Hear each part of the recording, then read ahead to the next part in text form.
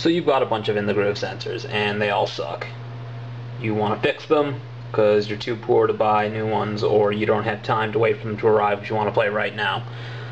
So first, let's talk about how sensors work. Here we have a sensor. As you can see, it's broken open. That's okay. You look inside. This is the top up here. This side, it's basically one conducting strip. On the bottom, you have two separate pieces of conducting material separated by a small piece of rubber, which is not completely flat. I don't know if you can see that, but that small piece of rubber generally in healthy sensors holds the top conducting strip away from the bottom two.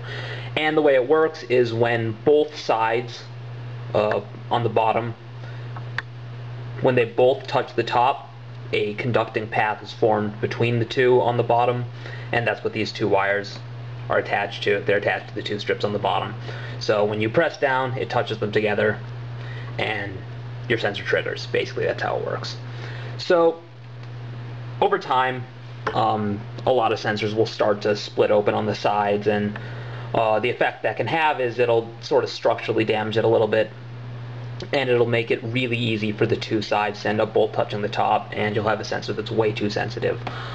Another thing that can happen if sensors get a lot of wear is, if you look in here, you'll see the wires under these conducting strips sort of poke through, and if they get bent over the little piece of rubber, there'll always be a conducting path, and you'll never be able to use the sensor ever. It's not good. We don't like to see that.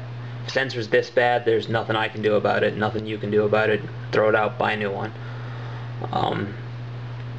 But okay, so forget that sensor, it sucks. Take this sensor here, little hole in it, starting to break open. You look inside, see, it doesn't look that bad. So what do? Split it open entirely. Basically, the way I repair these things is take a couple strips of electrical tape. You can use, it doesn't really matter how many you use, just don't use too many, or you'll lose sensitivity, you'll lose too much sensitivity. But you sort of put them around the bottom piece, the bottom half of the sensor. I like to use two just because I cut a piece of electrical tape in half and use both halves. And the purpose of that is it's just a little bit extra to hold the top conducting plate away from the bottom one. If you use too many, it also gives it less area conducting surface that can touch the top. So it basically reduces the sensitivity you'll have. And the whole reason we're doing this is because the sensors become too sensitive to be useful. So you put these on here, it sort of reduces it a little. You can put more if you want, if it's still too sensitive, but 2 seems to be fine. After that, all you need is a couple other strips of electrical tape. Just basically tape it shut.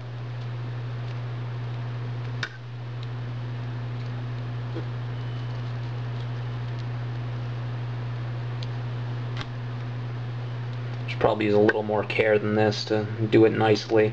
Sensor will be a little stiffer than the normal ones. It'll probably be a little less sensitive, but it is unlikely to misfire. And that's what you're looking for. After I get those on there, I usually put a couple more pieces of electrical tape on there.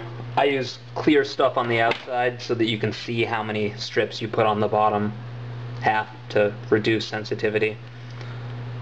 I put another piece around the top like that because this is where you're feeding it into the boot, and that'll help keep the electrical tape that's holding the sensor shut in place. The sensors are, when you do this, they're a little stiffer than unaltered sensors, but as I said, it's the point is to make them less sensitive at this point, because otherwise they're useless.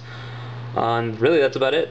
I only started doing this recently, so I don't know how it holds up long term, but it definitely holds up better than having a completely useless sensor. And 2 of our arrows currently have nothing but these in them, so it seems to work. Anyway, I hope that helps. I usually use a little more care to put all the tape on there nicely than I did. I just want to show you the general idea. But yeah, it's seems to work. Definitely a lot cheaper to buy electrical tape than new sensors, so try it out. And let me know if you do try it. Let me know how it works for you. Always bring a snack for when you're done.